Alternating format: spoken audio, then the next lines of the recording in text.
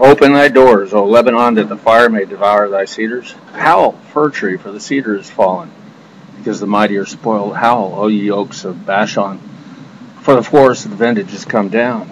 There's a voice of the howling of the shepherds, for the glory is spoiled. A voice of the roaring of young lions, for the pride of Jordan is spoiled. Thus saith the Lord my God, feed the flock of the slaughter, whose possessors slay them, and hold themselves not guilty. And they that sell them say, Blessed be the Lord, for I am rich, and their own shepherds pity them not.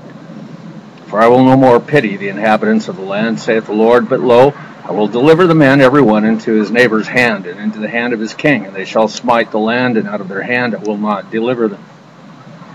And I will feed the flock of slaughter, even you, O poor of the flock. I took unto me 2 staves. The one I called Beauty, and the other I called Bands, and I fed the flock. 3 shepherds also I cut off in one mouth, and my soul loathed them, and their soul also abhorred me. Then said I will not feed you that dieth, let it die, and that is to be cut off, let it be cut off, and let the rest eat every one the flesh of another. And I took my staff, even Beauty, and cut it asunder, that I might break my covenant, which I had made with all the people. And it was broken in that day. And so the poor of the flock that waited upon me knew that it was the word of the Lord. And I said unto them, If ye think good, give me my price, and if not, forbear. So they weighed for my price 30 pieces of silver. And the Lord saith unto me, Cast it unto the potter, a goodly price, that I was prized of them. And I took the 30 pieces of silver, and cast them to the potter in the house of the Lord.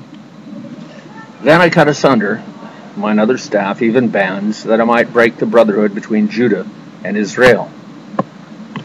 And the Lord said unto me, Take unto thee yet the instruments of a foolish shepherd. For lo, I will raise up a shepherd in the land which shall not visit those that be cut off, neither shall seek the young one, nor heal that is broken, nor feed that standeth still, but he shall eat the flesh of the fat, and tear their claw in pieces. Woe to the idle shepherd that leaveth the flock. The sword shall be upon his arm, and upon his right eye. His arm shall be clean dried up, and his right eye shall be utterly darkened. Zecharia 12:1-11. The burden of the word of the Lord, for Israel saith the Lord, which stretcheth forth the heavens, and layeth the foundation of the earth, and formeth the spirit of man within him.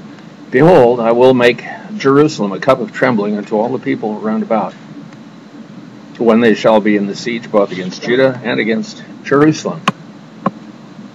And in that day will I make Jerusalem a burdensome stone for all people. All that burden themselves with it shall be cut in pieces, though all the people of the earth be gathered together against it. And in that day, saith the Lord, I will smite every horse with astonishment, and his rider with madness, and I will open mine eyes upon the house of Judah, and will smite every horse of the people with blindness. And the governors of Judah shall say in their heart, The inhabitants of Jerusalem shall be my strength in the Lord of hosts their God. In that day will I make the governors of Judah like an hearth of fire among the wood, like a torch of fire in a sheath.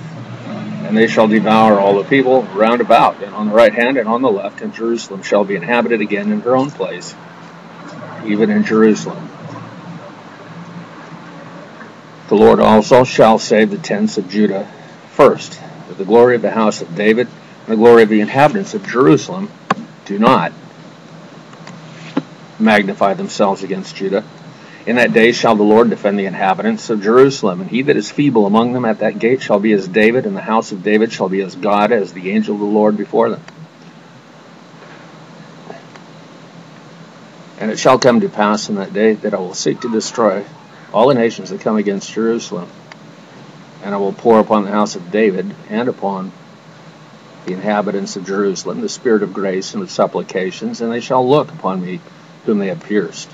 And they shall mourn for him as one mourneth for his only son, and shall be in bitterness for him as one that is in bitterness for his firstborn.